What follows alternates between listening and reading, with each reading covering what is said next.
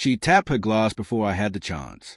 "Surprise," she said, voice thick with sweetness. Too sweet. There was venom beneath it, coiled and waiting. "We're having a baby." The room fell still. Utensils stopped mid-motion.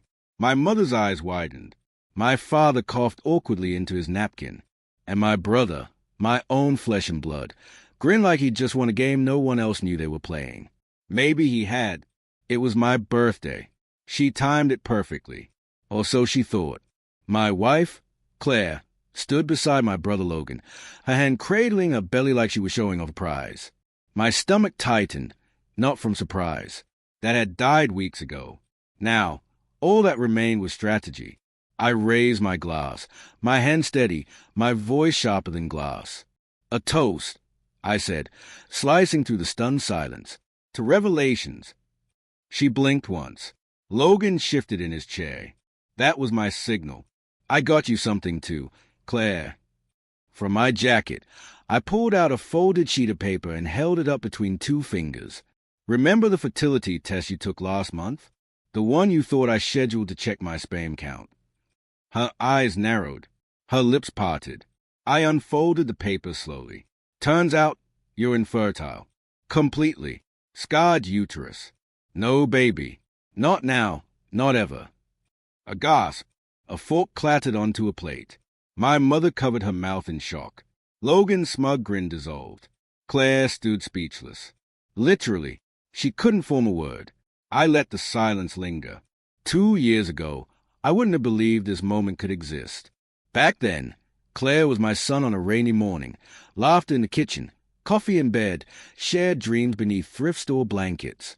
She pulled me back from the edge when I lost my job, made me believe we were stronger together. And Logan had always been the favorite, the golden boy, wealthy, magnetic, Dad's pride and joy. Doors open when he smiled. We weren't close, but we were family. I trusted the blood between us to mean something. I was a quiet one, the one who listened. I didn't need attention, just peace. Then something shifted. Claire's phone started staying face down. Her laughter grew thinner, sharper. She wore perfume to go grocery shopping.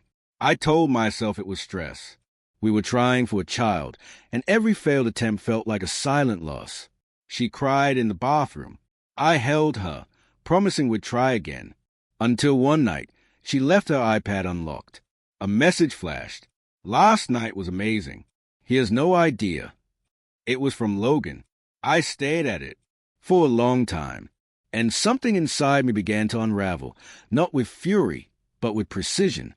No screaming, no outburst, just cold realization. I closed the screen, climbed into bed beside her, stared at the ceiling.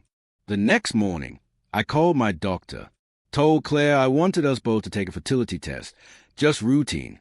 I said. She agreed, distracted. She didn't question anything.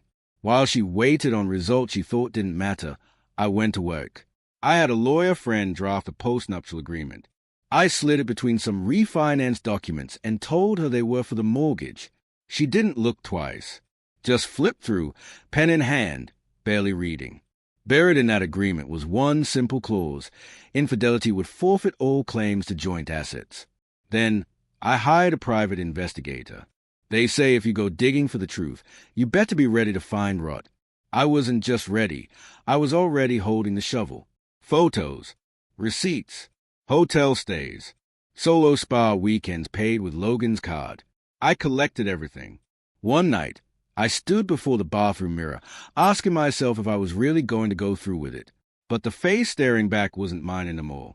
It was colder, calmer, resolved. The dinner? That was her idea. "Let's throw something big for your birthday," she said. "Invite your whole family." A perfect setup.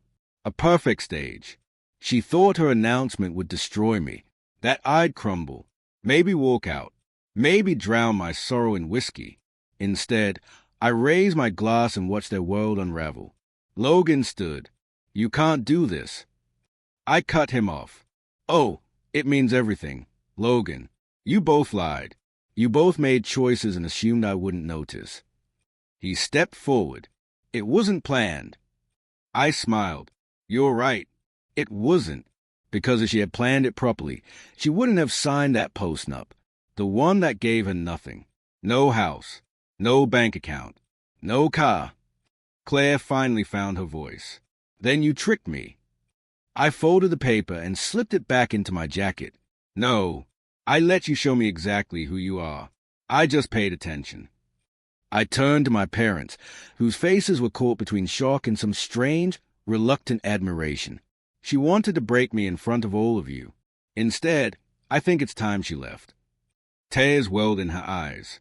I have nowhere to go. I shrugged. You had a place to go when you cheated.